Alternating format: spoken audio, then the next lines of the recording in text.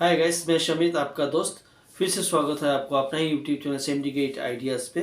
आज का जो टॉपिक है वो टॉपिक है एमआर जो मेडिकल रिप्रेजेंटेटिव का जो इंटरव्यू होता है वो उसमें क्या क्या पूछा जाता है और उसका जो प्रिपरेशन है उसको कैसा करना है।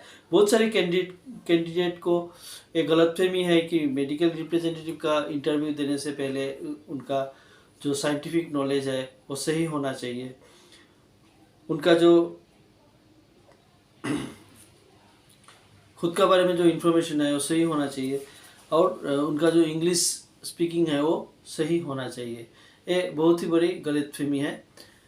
मैं एक एक करके आपको बताऊंगा आपको मेडिकल रिप्रेजेंटेटिव का प्रिपरेशन कैसा करना है। तो चलिए सभी को कहता हूँ इंटरव्यू देने का पहले डेफिनेटली इस वीडियो को एक बार ज़रूर आप लोग देख लीजिएगा। मेडिकल रिप्रेजेंटेटिव के इंटरव्यू का पहला और ख़ास बात जो है वो है आपको हमेशा वहाँ पे जब भी पूछेंगे आपको फॉर्मल में पूछना है। फॉर्मल का मतलब आपको जो पहनाव होगा, शर्ट होगा, पैंट होगा, वो फॉर्मल होगा। कैजुअल में कभी भी मत जाइए। आपने पूरा कपड़ा फॉर्मल पहन लिया, नीचे में जूता कैजुअल पहन लिया तो आपको कैजुअल दिखा जाएगा और आपका जो अपीयरेंस है वो कुछ खास नहीं बनेगा उनका नज़र में। तो पहला बात तो आपको फॉर्मल होके जाना पड़ेगा। लाइट कलर का शर्ट पहनिए, डार्क कलर का पैंट पहनिए, ब्लैक या ब्राउन शूज़ पहनिए विथ टाई। आप वहाँ पे पहुँचिए।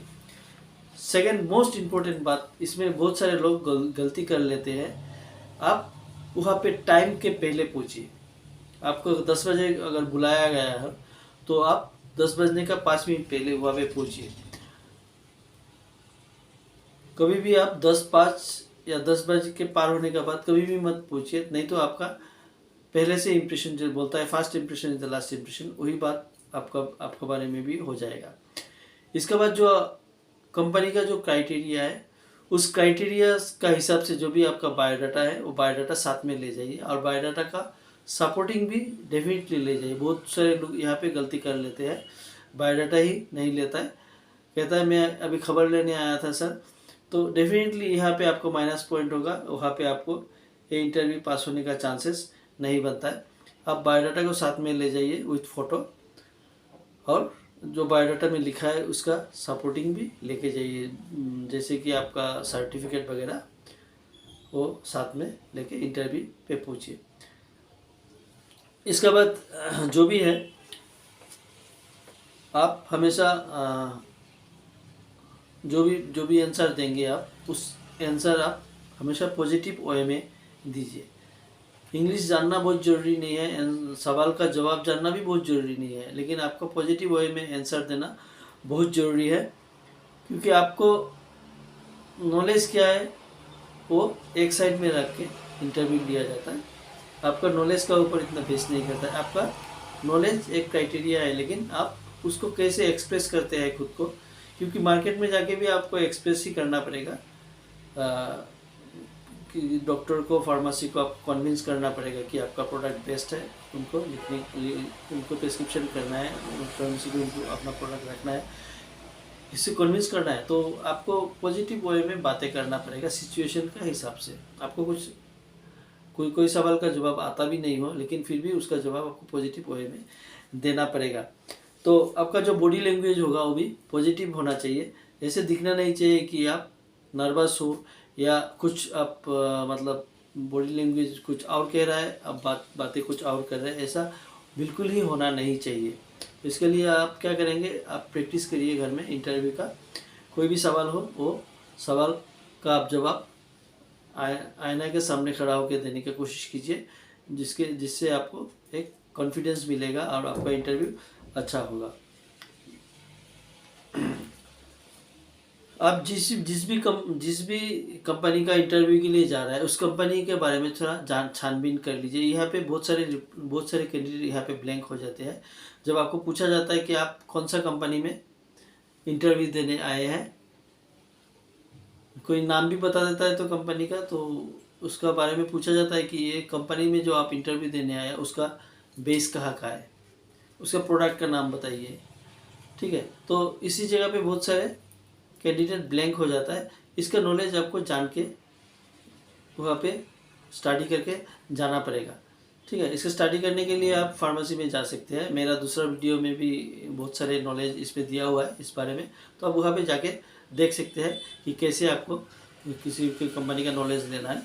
इसके बाद आपको जो भी रिज्यूम में आपने लिखा है, ऐसे होता है ये है कि आप दुकान कोई भी कैफ़े में जाते हैं और बोलते हैं मुझे एक बायोडाटा देना है, आपका डिटेल देता है और हॉबी वगैरह पहले से उनका मतलब कंप्यूटर में रहता है, तो वो लोग उस पर एडजस्ट कर देता है या आपको पूछता है कभी कभी।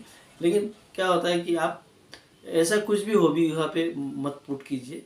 आप देने जा रहा है मार्केटिंग का काम, आप लिखा है आपको गाना गाना अच्छा लगता है, पर आपको क्रिकेट खेलना अच्छा लगता है, तो ऐसा इस टाइप का हॉबी अभी यूज़ मत कीजिए। आप मार्केटिंग में दे रहे हैं तो रिलेटेड मार्केटिंग कुछ भी लिखिए। ट्रेवलिंग करना अच्छा लगता है, नए लोगों से जान पहचान बनाना अच्छा लगता है, ऐसे कुछ हॉबी आप वहाँ पे ऐड कीजिए जो इंटरेस्टिंग हो, मार्केटिंग के लिए परफेक्ट हो, ठीक है। तो इसके बाद आपका आता है कि कंपनी का जो भी एक दो प्रोडक्ट है उस बारे में थोड़ा नॉलेज ले लीजिए।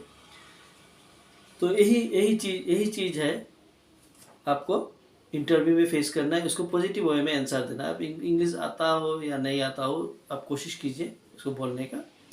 इंग्लिश में बोलेंगे तो बहुत ही अच्छा होगा।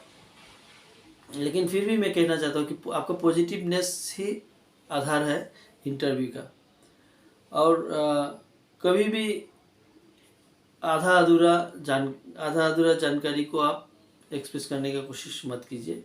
जो आपको आता नहीं है, बस आता नहीं है, सिंपल वे में बोलिए, सर ये चीज़ मुझे आता नहीं है, इस चीज़ के बारे में मुझे ज़्यादा कुछ नॉलेज नहीं है, सिंपल वे में बोलिए, कोई प्रॉब्लम नहीं है। लेकिन आप उसी चीज़ को जस्टिफाई करने जाएंगे कि आपको जो जानकारी नहीं है उसको, तो इससे यहाँ पे प्रॉब्लम हो सकते हैं। अभी आते हैं एक्सपीरियंस। जो लोग एक्सपीरियंस 1-2 साल नौकरी किसी कंपनी में किया है, तो उनका लिए भी ऊपर का जो सारा पॉइंट है वो जायज़ है। कंपनी का जानकारी, प्रोडक्ट का जानकारी, पॉजिटिव वे, फिर आपको फॉर्मल वे में वहाँ पे पहुँचना, ये सब टाइम पे पहुँचना, विथ बायोडाटा पहुँचना, सपोर्टिंग के साथ पहुँचना, सब कुछ उसके लिए भी जायज़, उसके लिए भी यही होता है। इसके साथ में कुछ पॉइंट हो जाता है एक्सपीरियंस के साथ। एक्सपीरियंस वाले लोग ओवर कॉन्फिडेंस के साथ इंटरव्यू में पूछता है, ये गलत बात है।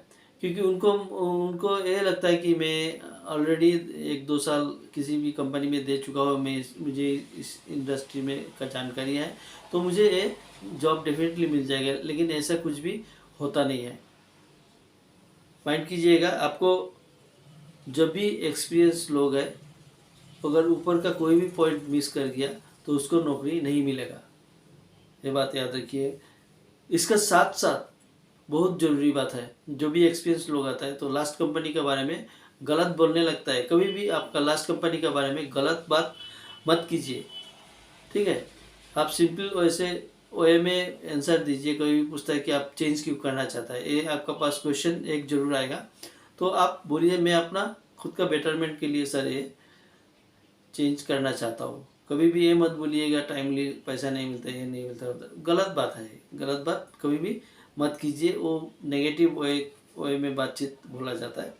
सेकेंडली, आप जो भी एक्सपीरियंस होंगे, लास्ट कंपनी का जो सेल डाटा है उसको करेक्टली कंपनी को बोलिए। अगर पूछा जाता है, कभी कभी ये पूछा जाता है, प्रोडक्ट के बारे में करेक्ट बातें बताइए और अच्छा से डिटेलिंग कीजिए। क्योंकि आप तो ऑलरेडी उस कंपनी से आए हो, तो आपका जो उस इंटरव्यू में बोला जाएगा, आपका टॉप 3 प्रोडक्ट का नाम बताइए और इस टॉप 3 प्रोडक्ट को आप कैसे डिटेलिंग करते थे, डॉक्टर के पास कैसे बोलते थे, उस बारे में बताइए। तो आपको डेफिनेटली उसका अच्छा से डिटेलिंग आना पड़ेगा।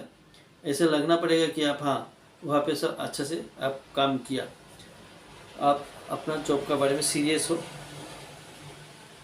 कभी भी आप गलत इन्फॉर्मेशन, रॉन्ग इन्फॉर्मेशन मत दीजिए। क्योंकि आपको जो इंटरव्यू ले रहा है उसको भी मार्केटिंग का नॉलेज है। उस मार्केटिंग में वो या उसका कोई भी कैंडिडेट वहाँ पे काम जरूर करता है और करके गया, तो उनका भी नॉलेज होगा।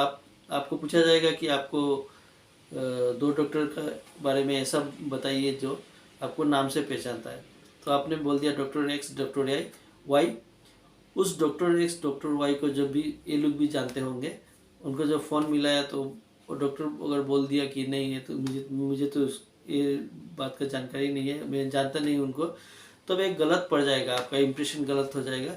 बिना किसी बात का ऐसे बात कभी भी मत बताइए। अगर है आपको बताइए है, अगर नहीं जानता है आपका नाम से तो बताइए सीधा, ऐसा कोई भी डॉक्टर नहीं सर मेरा नाम से जानता है, मुझे कंपनी से जानता है, जो भी है वो बात सच बात बता दीजिए।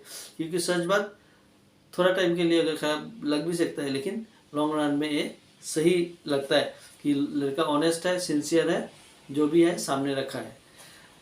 और जो भी सेल का डाटा कभी भी गलत सबमिट मत कीजिए, क्योंकि ये आपको भारी पड़ जाएगा कभी भी। तो इतना सा बात था इंटरव्यू में, ये बात को ध्यान में रखिए। यही सारा बात है। आपको बायोलॉजी में बहुत सारा नॉलेज ऐसा नहीं है, आपको इंग्लिश बहुत अच्छे से आने से नौकरी मिल जाएगा, ये भी नहीं है। सिर्फ आप मैंने जो बात बोला है उस पॉइंट पे गौर कीजिए और उस पॉइंट का ऊपर आप काम करना शुरू कीजिए कोई भी इंटरव्यू देने का पहले, तो डेफिनेटली आपको जो इंटरव्यू आप पास कर जाएंगे, पास करके आपको मेडिकल रिप्रेजेंटेटिव का जॉब मिल जाएगा। तो इतना ही मैं बताना चाहता हूँ। और मैं आप लोगों को प्रॉमिस किया था कि मेरा हर वीडियो का डिस्क्रिप्शन में कुछ ना कुछ वैकेंसी के बारे में ज़रूर जानकारी होगा, इसका डिस्क्रिप्शन में भी मिलेगा। तो फटाफट जाइए मेरा चैनल को आपको सब्सक्राइब कर लीजिए, इसमें बहुत सारे बात आपको मिलते रहेंगे इस तरह का। और आगे चल के भी मैं इस मेडिकल रिप्रेजेंटेटिव का ऊपर या कोई भी प्रोफेशन का ऊपर, जैसे इंश्योरेंस हो या कुछ भी हो, मल्टी लेवल मार्केटिंग का ऊपर मैं कुछ भी आपको वीडियो डालते रहूँगा। या मेरा एक शॉर्ट वीडियो भी मैं यहाँ पे बनाता हूँ, मैं हेल्थ टिप्स उसका साथ देते रहता हूँ। तो थैंक यू वेरी मच। फिर से मिलते हैं आपको अगली एक वीडियो का साथ। Please subscribe my channel, like share और कमेंट करना डेफिनेटली आप ना भूलिए। जय हिंद।